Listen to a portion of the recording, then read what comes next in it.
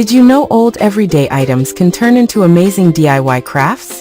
In this video, we'll explore 10 creative ideas made from recycled materials that are fun, colorful, and surprisingly easy to make at home. From cute decorations to clever handmade creations, these projects will inspire you to turn trash into treasure.